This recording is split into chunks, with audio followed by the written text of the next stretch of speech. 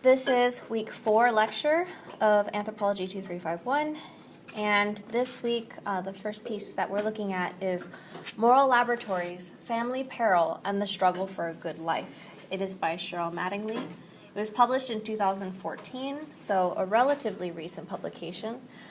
Mattingly explores the ethical dilemmas parents face in their day-to-day deliberations, such as Tanya's decision about whether or not to let her son play soccer. She highlights how morally complex and uncertain ordinary life can be. When we think about ethics, we often think about these really, really big issues like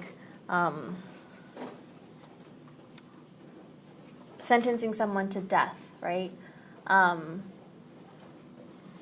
Injection, if we're sentencing prisoners to death. Is that ethical, right? The ways that we use stem cells, is that ethical? Things like that, right?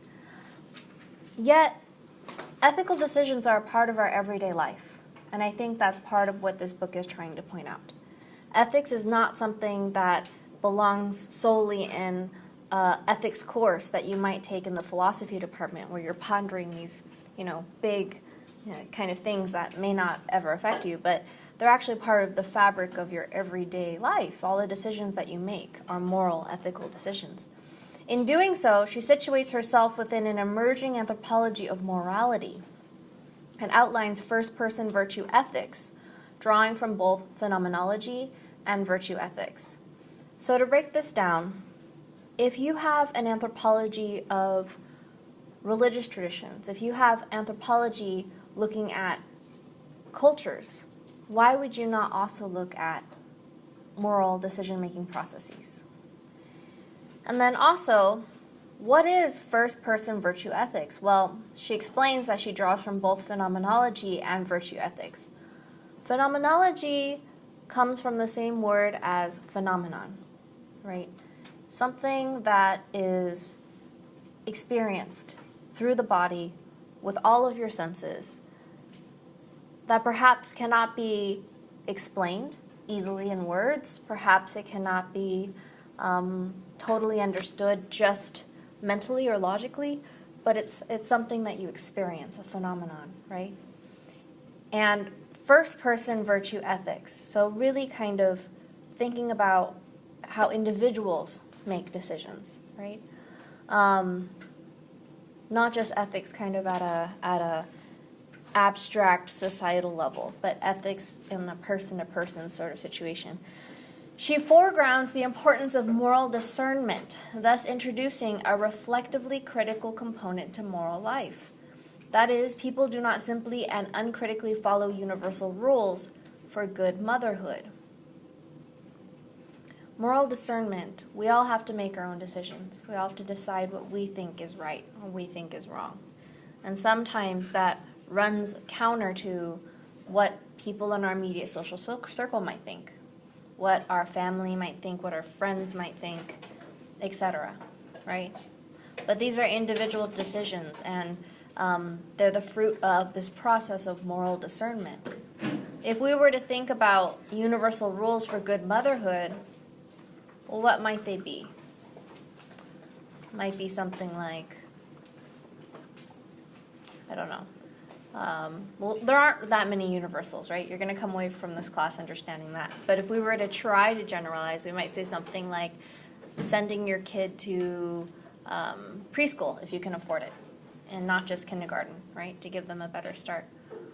Well, okay, but then there's some people that are going to say, actually, I think that, for whatever reason, I think my children would be better off homeschooled. There's probably a moral element to their decision there. Or people might say, oh, well, you should breastfeed your child for 6 months, right? There might be mothers that don't breastfeed at all for whatever reasons. Might be physiological, might be career-based, etc. Might breastfeed a lot longer because they feel like that's part of bonding. And until their child naturally no longer asks to breastfeed, they're just going to continue, right? There's many different ways of thinking about different things. She argues that anthropology can provide ethnographically grounded examples of how individuals struggle for a good life within a context of communally shaped ideas and virtues. So people make their own decisions, but they also make them within a context.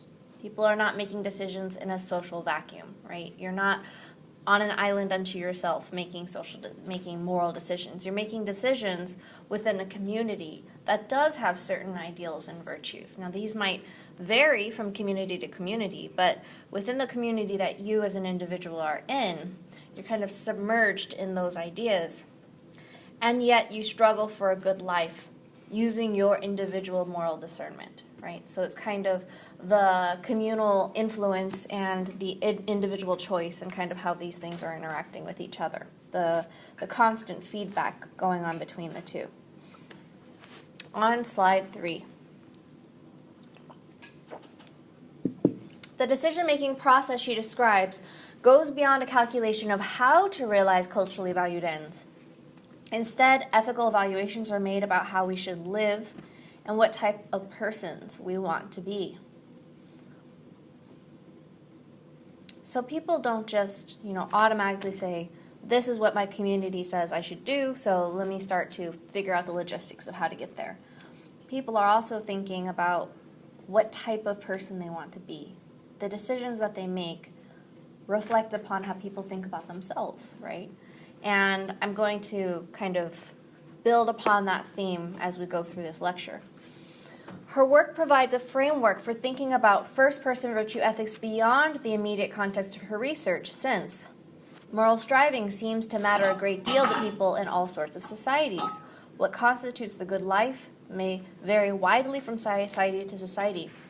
But it's difficult to imagine any community where this does not matter, or where, if it has ceased to be important, this does not seem problematic for its members. So, every time I assign you a reading, I want you to kind of be able to distinguish between two registers. One register is, what is the content of this reading? Well, this particular reading is about parenting, right? Or this week, we have to do a lot with parenting. And no matter what that X is, whatever that fill in the blank, this week is about blank, no matter what that is, I want you to think kind of in another register, which is, what can I draw out of this beyond the immediate context of this particular person's research, right? Because you may or may not care about parenting. You may or may not become parents yourself, or maybe at this point in your life it's really not relevant. So what else can you draw from it? What else can you take away? And this is one of the key points. What she's saying is that in most societies, in all societies, she asserts, because she says if not, then it's problematic, there is a socially constituted notion of what a good life is.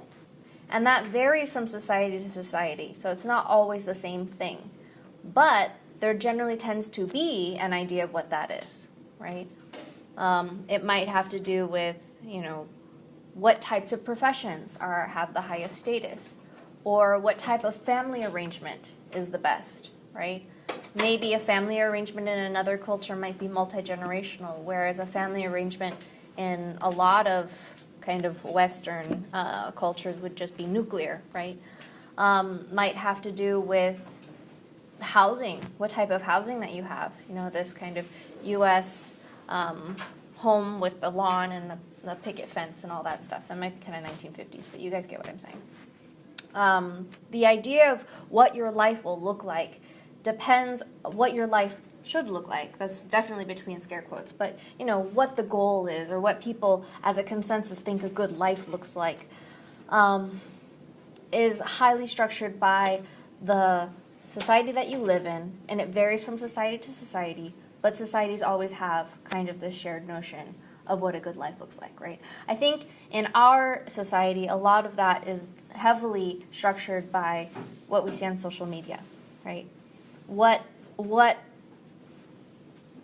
success looks like materially, what happiness looks like, what a good relationship looks like, et cetera, et cetera. All right. Slide 4. First-person virtue ethics departs from third-person, health researcher, and statistical probability perspectives by considering engaged actors whose moral striving is embedded within interpersonal situations. As a health researcher, as a statistician, when we're talking about, people, we're only ever able to talk about them from a third person kind of observer, from a distance, right?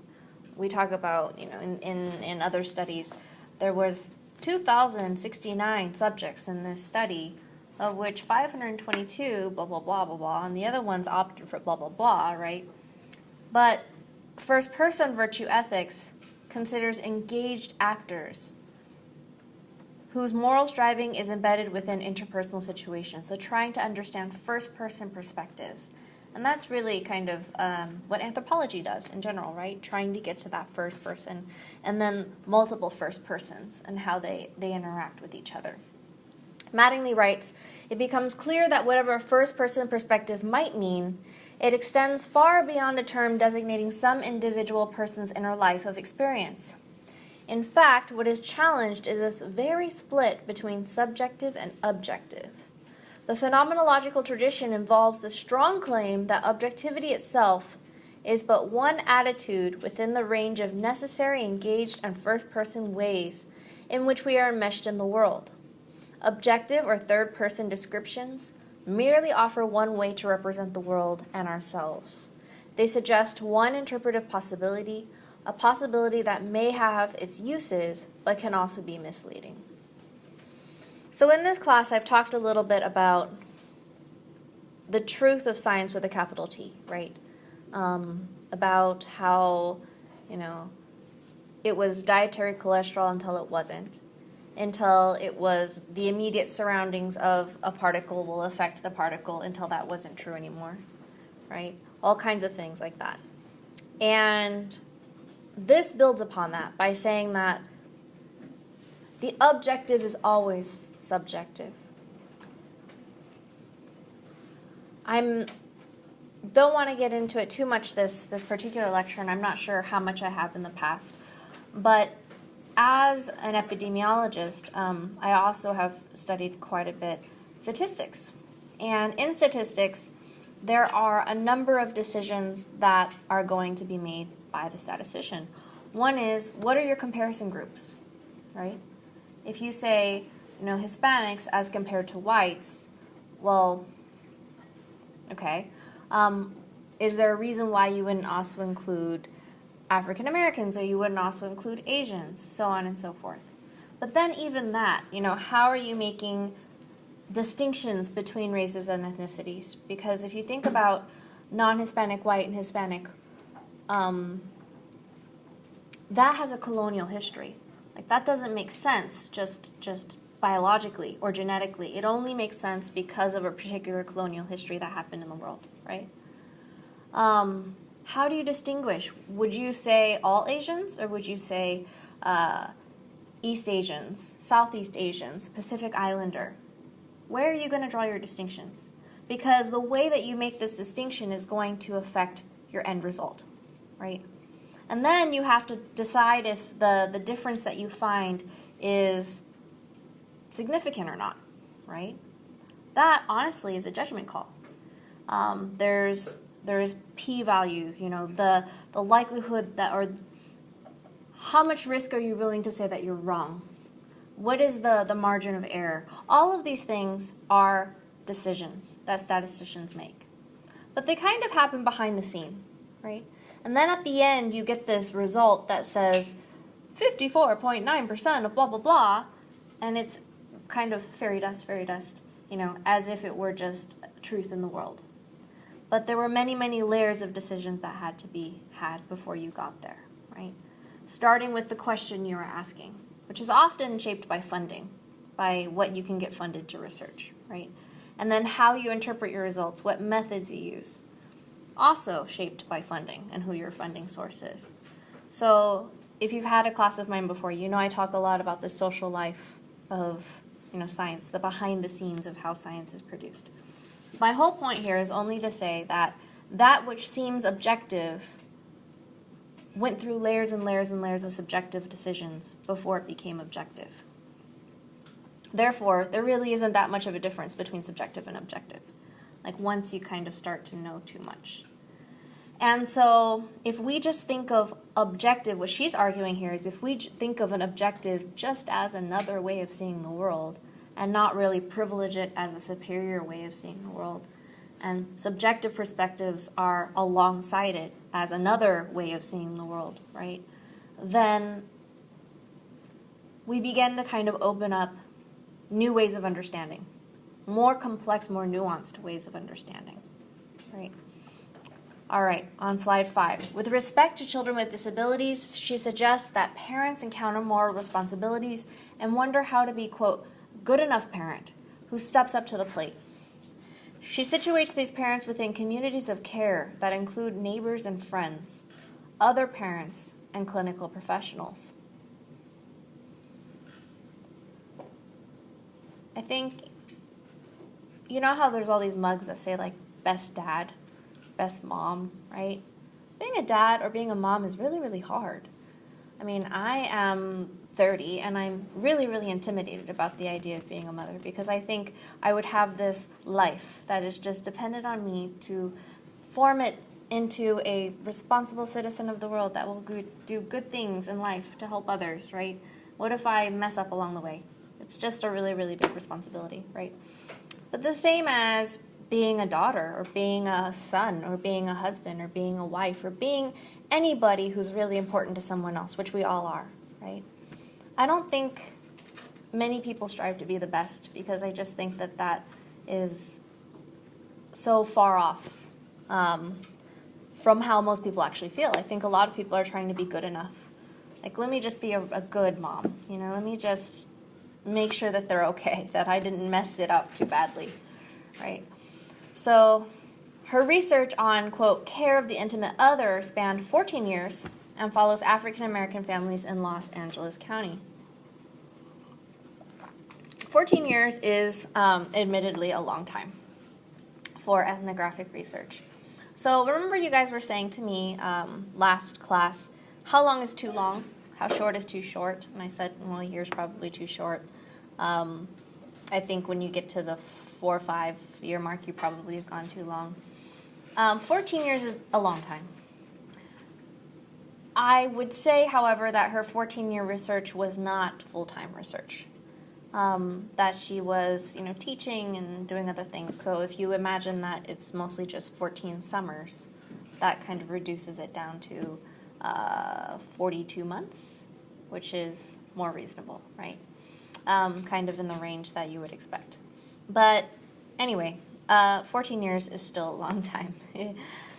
The range of time or kind of the spans in which anthropology works and the spans in which other disciplines work are often quite different, which makes poses a challenge to interdisciplinary work. Because if you would like to work with someone in policy and you say, well, I'd like to research, I'm going to look into this issue and kind of come up with first-person, ethnographically grounded perspectives to help inform your policy, but you say, but I'll give you the insight in 14 years, probably you're not going to be able to, you know, move forward with that collaboration. And so the flip side of that is when people say, oh, well, I'm going to do focus group research, I'm going to do interviews and observation, and I'll come back and give you a result in 1 to 2 to 3 months, then an anthropologist would definitely question the quality of the work that's being produced. It might be very superficial, it might be just lacking in depth, right? And so I would say that there's a balance to be had. We want our work to be timely. We don't want it to be kind of a historical piece by the time it comes out. And on the other hand, we want it to have depth, right? Okay, slide 6. She refers to Ox and Kremler-Sadlik, 2007. The piece, you can also see a piece called Fast Forward Family that came out of UCLA, to signal how raising, quote, good children is a universal function of the family. So, as I said earlier, you will come away from this class realizing that there aren't that many universals. That if you were to compare people's thought processes and people's decision-making and their values in very, very different contexts around the world, you're going to find enormous differences. She asserts that raising good children is a universal function of the family. And I think that that's an idea to entertain. So maybe later on you guys can mull over that and see what you think. With respect to black mothers, she points to how the, quote, super strong black mother has been idealized as the source of a whole constellation of moral values, including relentless willingness to strive and struggle, and endurance to a life filled with obstacles, unfairness, and lack of assistance. This is something that you may have observed in Hollywood. So how many Hollywood films have you seen that have kind of exploited this stereotype of the black mom, kind of, a, quote, welfare mom that has children and the baby daddy's not around and she's just fierce and really strong in the face of adversity, and she is, fighting to move her family ahead even though she is facing a lot of challenges, right? That's kind of a stereotype that we have seen. And so Mattingly argues that it has been idealized, that we celebrate or kind of look to the strength of these mothers, which is kind of a form of romanticization, because at the same time, we could be recognizing how harsh that reality is. Do you guys understand what I'm saying? Not like, oh, well, these women are so strong in the face of adversity. Well, yes, but let's also not water down the difficulties that they face, right? So on slide 7.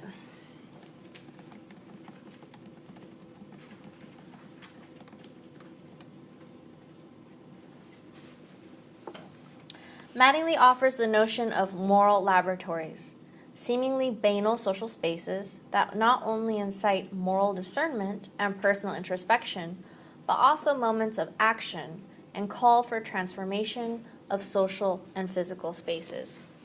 I personally am not sure that the term moral laboratories was really necessary.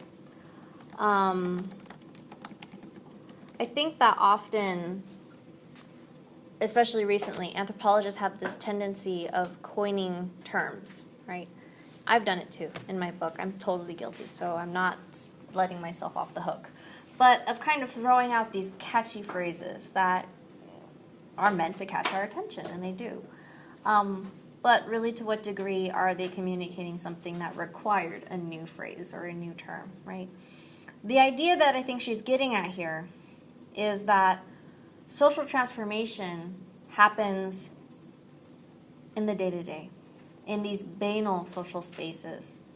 Not so much, we tend to notice more when there's a moment of revolution or where there's, a social agitation or something is being openly contested in a social drama. But a lot of the actual change, the actual transformation, happens on this other register, just in the day-to-day, in families and in communities, right? Let me give you an example.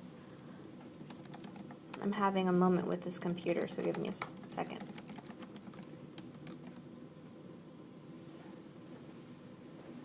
¿Qué pasó?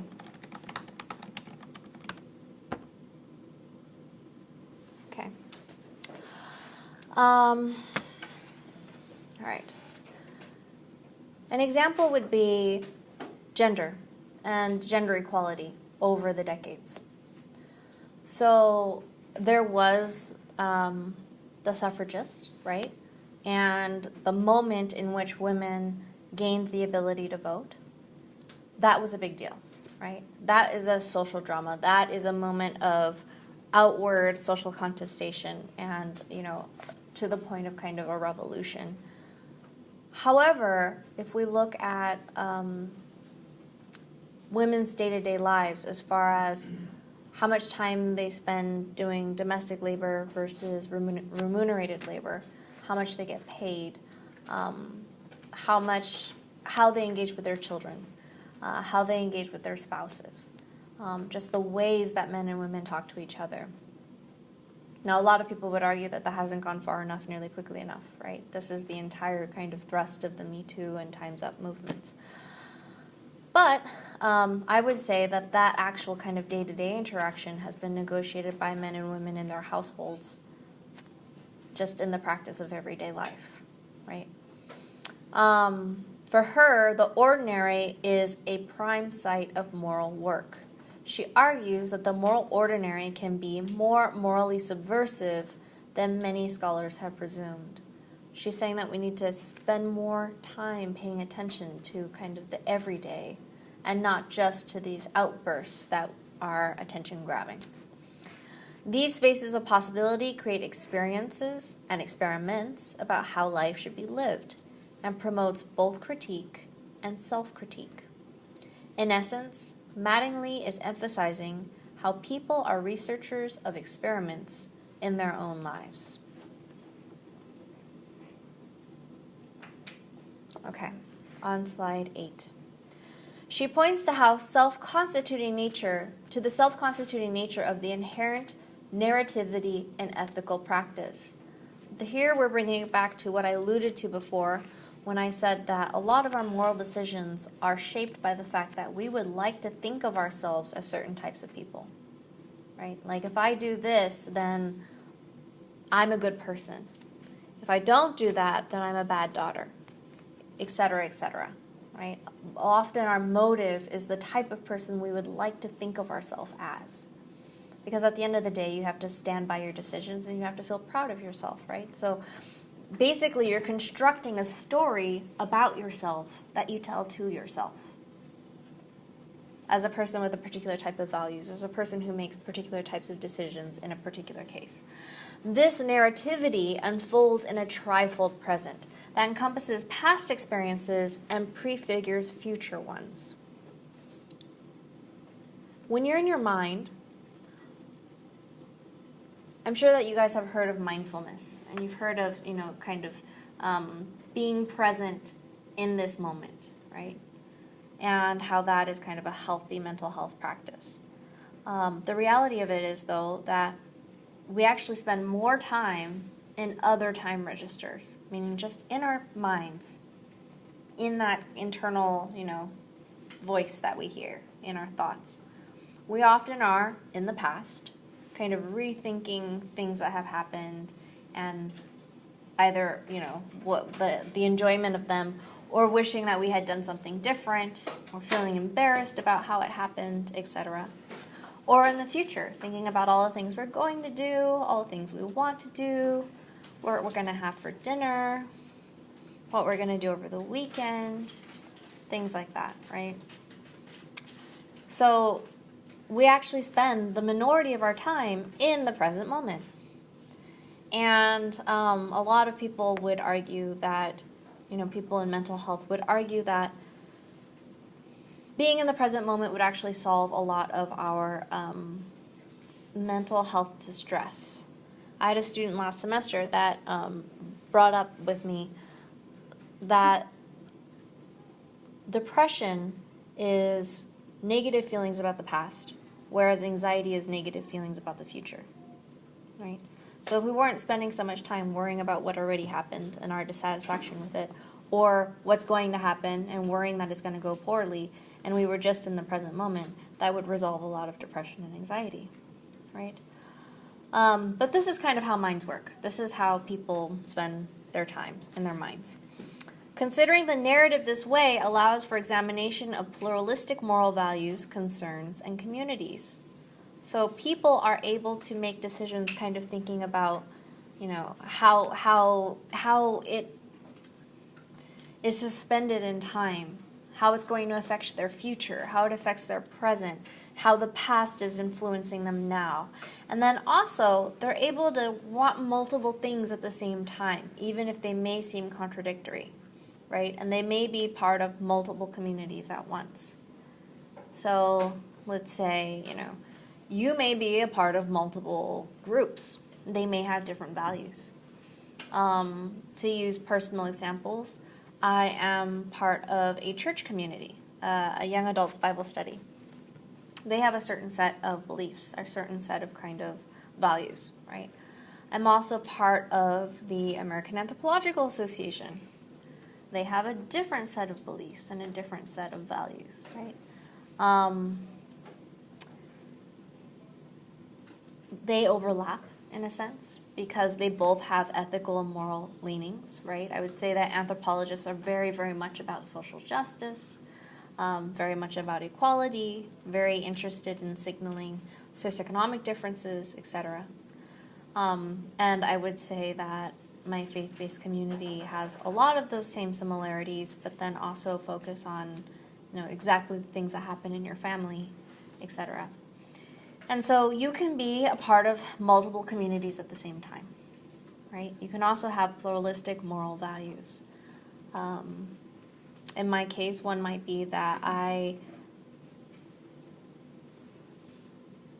care a lot about the type of family member I am, right? I care a lot about the type of daughter I am, the type of wife I am. Someday if I'm a mother, type of mother that I am. At the same time, I have, some would say ambitious career goals. Other people would say not ambitious enough. So it just depends on who you're talking about. But these things all exist within one person, right? So, furthermore, Mattingly explains that narrative re-envisioning is embodied and occurs through participation in social worlds. At stake is the narrative picture of the self. So sometimes people's stories about themselves can be re-envisioned. But that happens in their body, in real life, while they're interacting with other people in social worlds. And what changes over time is their opinion of themselves, the story that they tell themselves about themselves. She refers to Taylor's, quote, webs of interlocution and how moral selves are created from both individual understandings of the moral self and social constructions based on public convention. So again, this kind of goes back to, your individual understandings and public conventions and how these things come together and that friction that is formed between them when those two things meet, right? Kind of, in simple layman's terms, what you want, what you feel, how you want to feel about yourself, and what everyone else is going to think. And then those two things come smashing together, and in that process, decisions are made, right? Okay. Slide 9. Mattingly focuses on how hope and despair, moral aspiration, and moral failure are inseparable in everyday life. You can see a quote here on page 27. It's quite long, so I didn't include it here, but that's where you can find it. The capacity of people to introduce scenic violations in social spaces that experiment with the social and moral ordinary.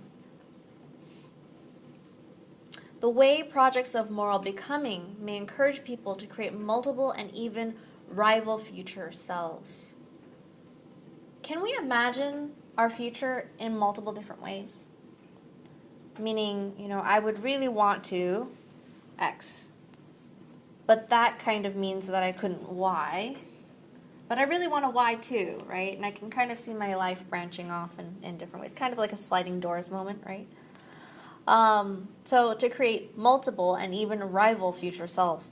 The first-person capability of taking a third-person perspective on oneself in order to subject third-person categories and norms to evaluation and critique. All right, what is that saying? Our individual ability of looking at ourselves from other people's perspective in order to imagine how those other people might evaluate and critique us. Right? This again is kind of what will other people think. You can already imagine what is going to be the dialogue or what's going to be the criticism or the evaluation. All right, slide 10. The way the moral norms can generate incommensurable goods that produce situations of moral tragedy and demand a critique of those norms. All right. So,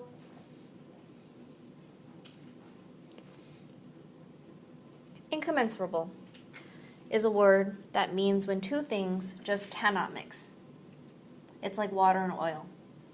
I think that's probably the best visual example I can give you. Two things that you shake them up, they will not mix. Yeah? And so moral norms can generate incommensurable goods that produce situations of moral tragedy and demand critique of those norms. So in my book, there is a chapter on mothers who feel like they should give birth naturally with no anesthesia or without an epidural. And they're part of this social community that says that if they were to receive anesthesia or an epidural, that those synthetic drugs are going to be delivered to the fetus through the placenta, and that they are born kind of drugged and they don't have a very good birth experience, and that that's just not a good way to start your child's life. And so you can feel that there's already kind of a layer of moral judgment. Like, you're a bad mother if you allow your child to be drugged with these anesthesia drugs and to come into the world that way, right? But what happens is some women, go into the birthing process hoping to give birth 100% naturally without any painkillers, but then they get partway through and that's just not what they want to do anymore, right? But then they come out the other end with an extreme amount of guilt, right? They feel almost as if they have failed because they weren't strong enough, because they weren't determined enough, because they didn't resist the pain enough, because if they had been more able to resist the pain, then their child would have had a better experience, so on and so forth, right? And so that is kind of a situation of moral tragedy because the person feels a sense of failure, right? And perhaps there should be a critique of those norms, that there should be more space for women to be able to evaluate their pain and make decisions based upon what they're feeling without being criticized as not good enough mothers, right? The presence of multiple and even rival moral schemes within a social community. Well, can we think of an example of rival moral schemes where if you do something right according to a certain logic within society, you're automatically doing something wrong according to this different logic in the same society, and that you just basically can't win? You can't do anything 100% right? Can we think of an example? Maybe your young sons and football, that's contact, knowing that it might cause certain brain injuries. Whenever that's so much, something that might be good for your son or daughter. Mm-hmm. Okay. All right. Other ones?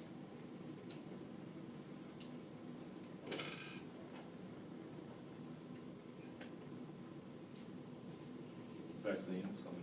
Vaccines. Okay. Yeah. All right.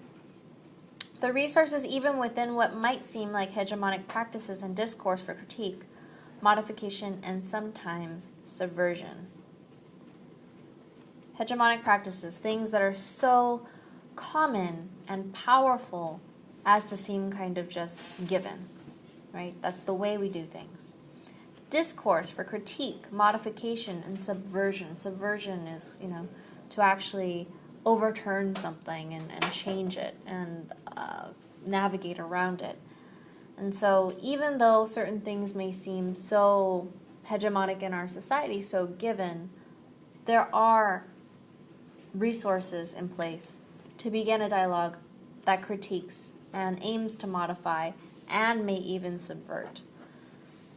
Okay, so now I am on the second piece, which is Love's Uncertainty, The Politics and Ethics of Child Rearing in Contemporary China by Teresa Kwan.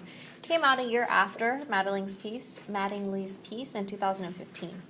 Kwan explores the challenge middle-class mothers face when attempting to raise a child that will not be outcompeted in a rigorous educational environment and respecting children as autonomous subjects.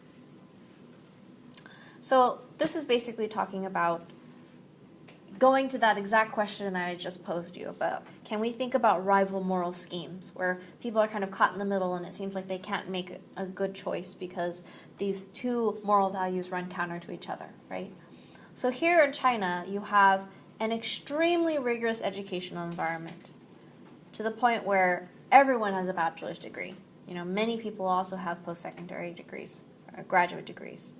And so that raises the expectations for even entry-level jobs. Like imagine if you applied to be a bus boy or girl in a restaurant, and there were five other applicants, and they all also had their bachelor's degrees, and they all had a 4.0 or greater, right?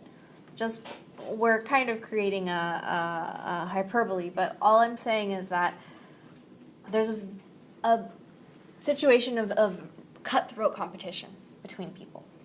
So on the one hand, parents feel like, okay, well, I want to give my children the best possible, fighting chance in this type of an environment, so I'm going to push them to do well in school and to do X, Y, and Z, right? On the other hand, you want to respect your child as an autonomous subject. What if your child just doesn't like science? What if your child would rather be a dancer, right? To kind of somehow try to respect their autonomy, their individual choices and preferences. But how do those things go together? Because you might feel like you're failing in preparing them for this really rigorous environment of competition. Hers is an ethnography of, quote, the race among parents to raise an outstanding child, the race among teachers to produce outstanding test scores, and the race among schools to achieve outstanding rates of promotion. When diagnosing the anxiety and insecurity that underpin middle-class aspirations, Kwan writes about imbalances between population size and available resources, between the overproduction of college graduates and an economy unable to absorb the surplus of white-collar labor, between new norms for good parenting and the reality of social competition. All right, on slide 12. Given the depreciation of a college education and Chinese society's preoccupation with education and status, employers look for college degrees even in entry-level service positions. Striving exists at every level of society. From the families who willingly pay extra fees to send their children to the right school, to the businessmen who make generous donations with an eye toward increasing social capital, to the bank who makes loans under political pressure for school building projects related to a cadre's ambition for political promotion. Everyone is in competition of some kind at every scale of Chinese society. So just a slight asterisk there. Social capital, if I've not described before, comes from Bourdieu's notion of capital, which is trifold. One is cultural capital. Those are the things that the skills that you have, or the ways that you're able to indirectly communicate to other people that you are a person of higher class, right?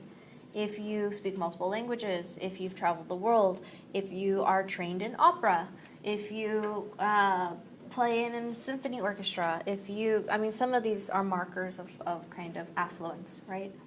And so that would be cultural capital. Social capital goes to the saying of it's not what you know, it's who you know.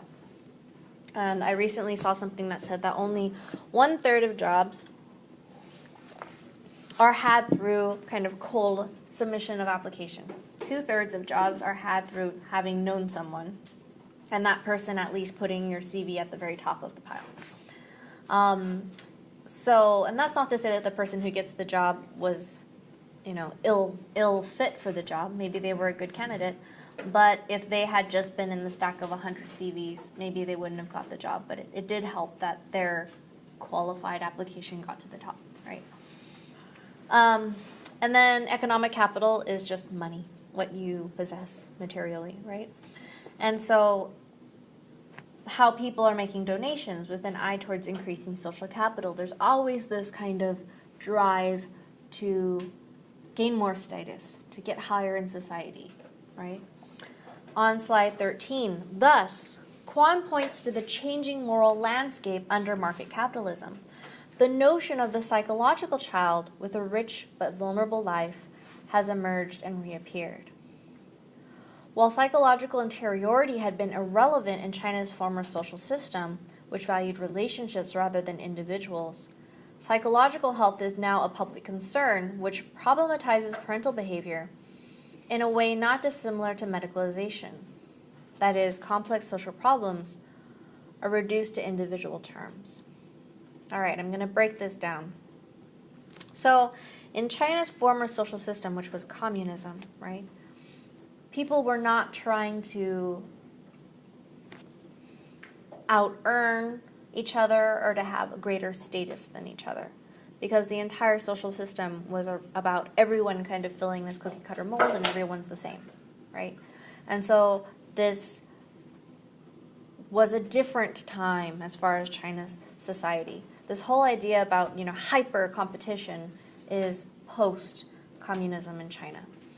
And if everyone was fitting into this, quote, cookie-cutter mold and being the same, then there wasn't a lot of reflection on the inner life, the inner psychological life of individual children, right? But now that there's emerged, this notion re-emerged of a psychological child with a rich but vulnerable life, parents are kind of now being scrutinized more. Are they doing the best that they can to raise the best children, right? And she then says that this public concern, which problematizes parental behavior, is not dissimilar to medicalization. That is, complex social problems are reduced to individual terms. So, now we're saying, okay, there's this overabundance of overly qualified people and not enough white-collar jobs to absorb them. I would call that, a complex social problem. But then the ways in which people feel anxious, the ways in which they, have that stress is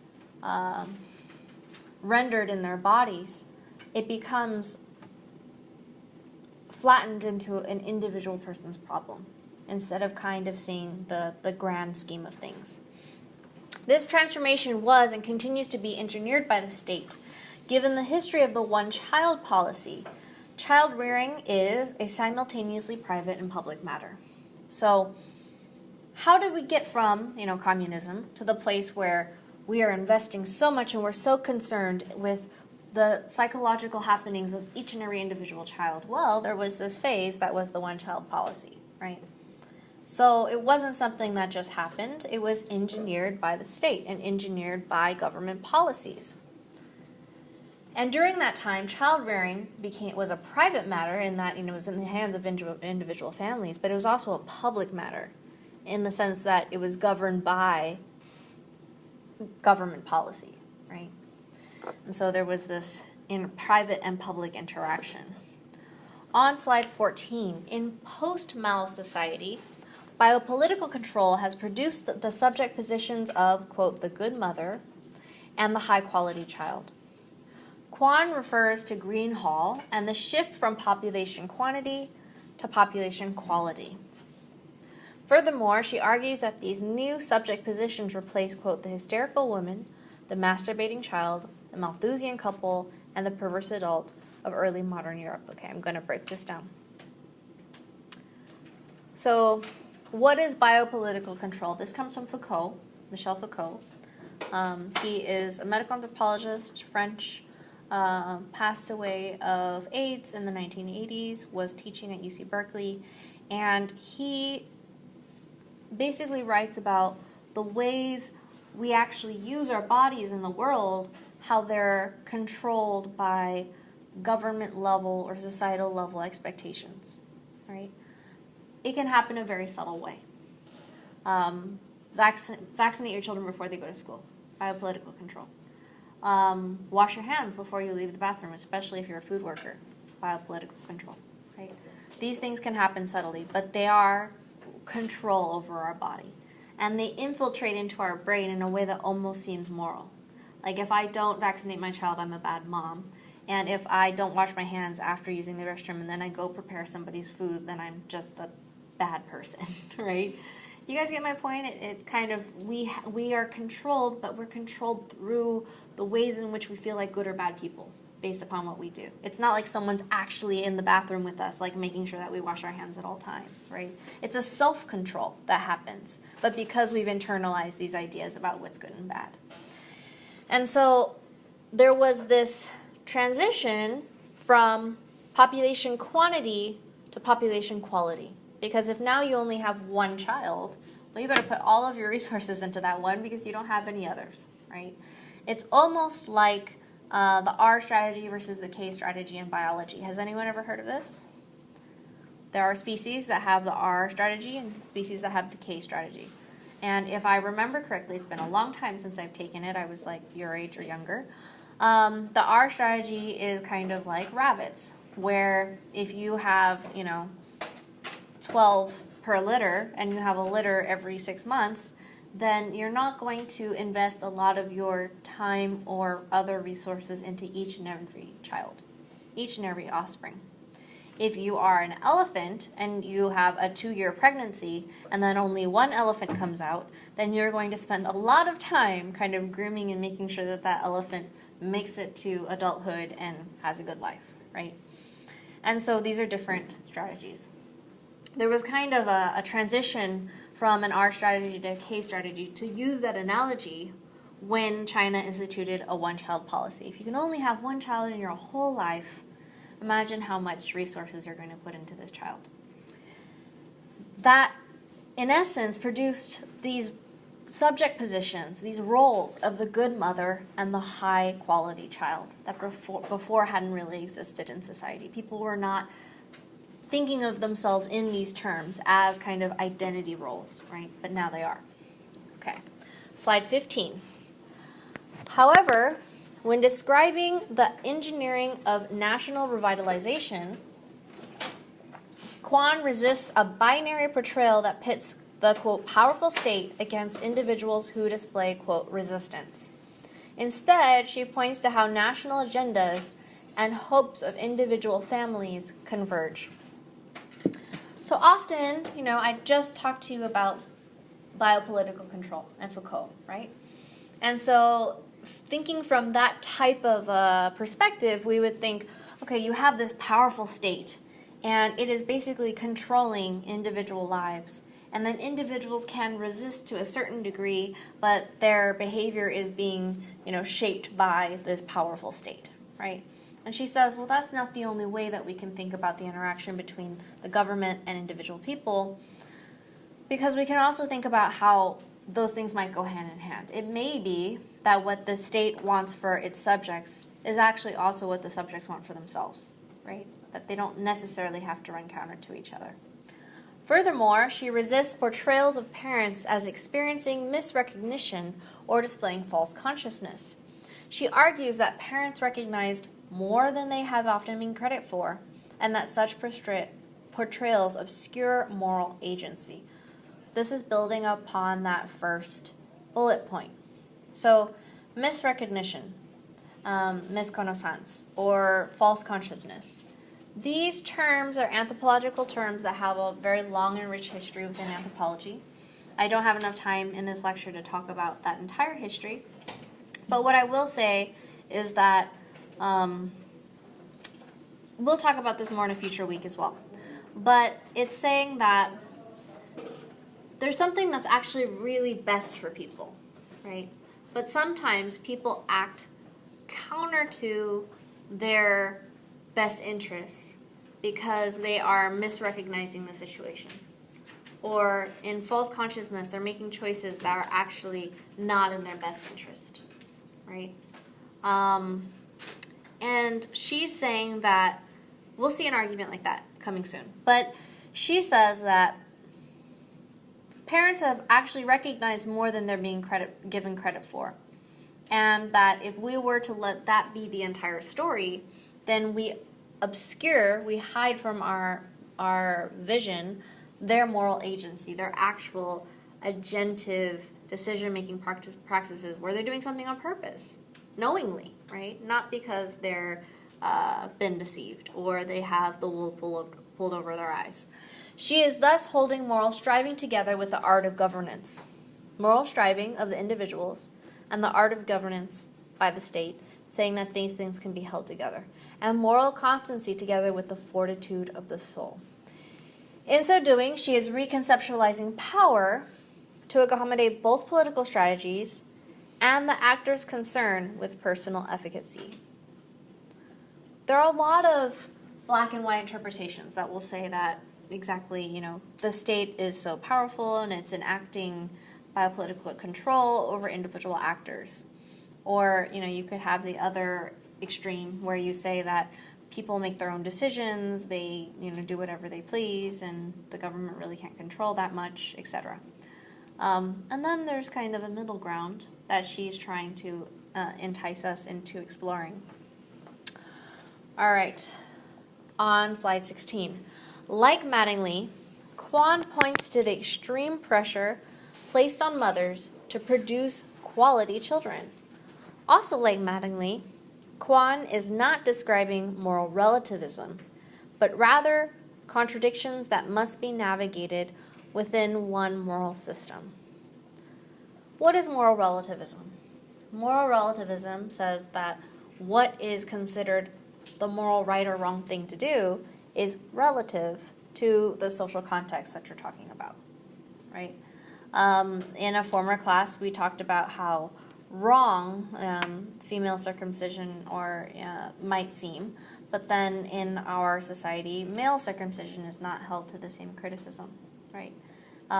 If you go to an entirely different society, male circumcision might be seen with just horror, right? Depends on what society you go to. And so moral relativism is, just saying it's relative to what your cultural societal position is.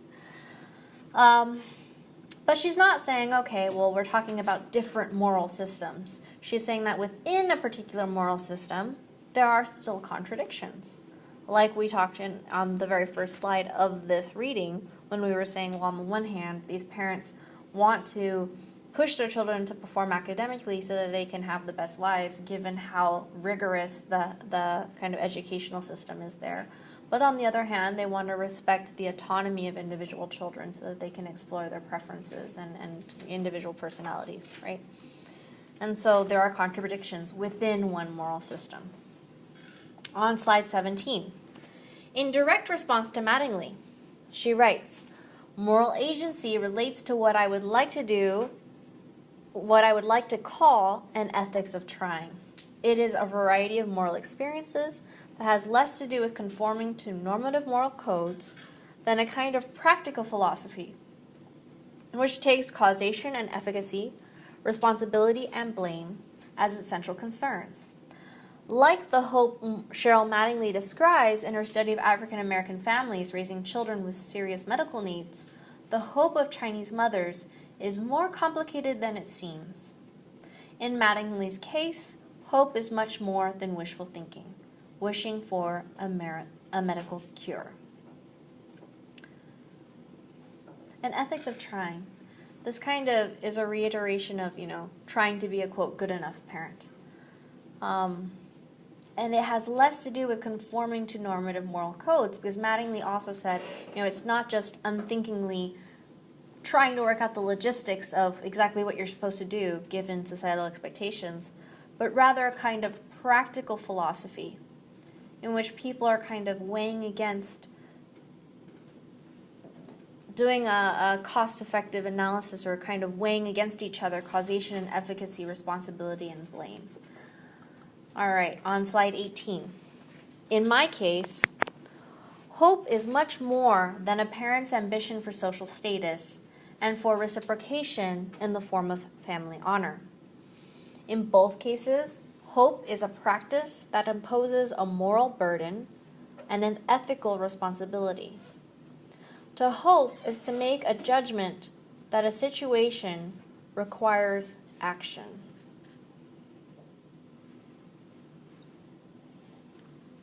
For Mattingly's key informant, Andrena, the moral problem consisted of whether she had truly left every stone unturned in pursuing a diagnosis for a sick child. For many of my informants, the moral problem consists of whether one has tried everything possible to secure the good life for one's child in the face of intense social competition. So there again, she's following up on what Mattingly said, because Mattingly asserted that while the idea of what constitutes a good life will differ from society to society, that societies tend to have their idea of what a good life is. right?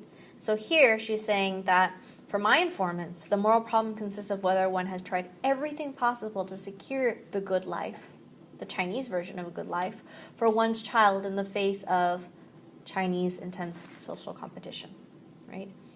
And then if we go back to this idea of hope, these authors are thinking of hope as still there are more stones to turn. Still there are more avenues to explore, more doors to walk through, more possibilities to explore, right? Hope for them is not something that is inactive, like I'm going to sit back and see what happens. Hope is actually, there's more to do. As long as there's hope, there's more to do, right? So they're kind of talking about a very agentive, very active form of hope. All right, on slide 19. Her method resembled that of Malinowski. Pitch your tent in the middle of a village and watch life go on around you. She spent a lot of time in China, just kind of surrounded by Chinese society, and came away with this research on parenting and that intense social competition. So do you guys have any questions based upon this lecture? Okay. In that case, we will have discussion on Thursday.